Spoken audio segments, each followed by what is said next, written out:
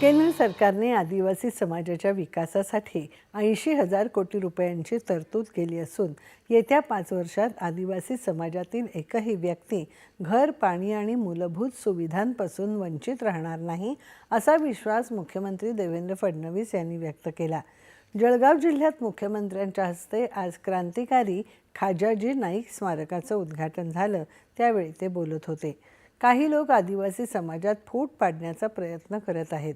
याला आदिवासी समाजानेच एकी दाखवत उत्तर द्यावं असं मुख्यमंत्री म्हणाले।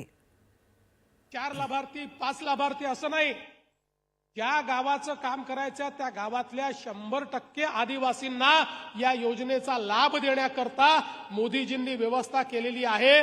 त्यामुळे येत्या 5 वर्षामध्ये एकही आदिवासी बिना घराचा नसेल, सगळ्यांना घर असेल, सगळ्यांच्या घरात लाईट असेल, सगळ्यांच्या घरात पाणी असेल, सगळ्यांच्या घरात गॅस असेल, सगळ्यांकडे शिक्षण असेल, सगळ्यांपर्यंत रोजगार पोचेल, सगळ्या गावात रस्ता पोचेल, सगळ्या मातांना पूरक पोषण आहार मिळेल, सगळ्या मुलांना पोषण आहार मिळेल, वेगवेगळ्या प्रकारचे वैद्यकीय अशा प्रकारच्या सेवा मिळतील आणि त्यातनं जनजातीय क्षेत्रामध्ये एक मोठं परिवर्तन आपण घडवतो। मुख्यमंत्र्यांनी धरणगाव इथल्या ग्रामीण रुग्णालयाच्या उपजिल्हा रुग्णालयाच्या कामाचं भूमिपूजन केलं।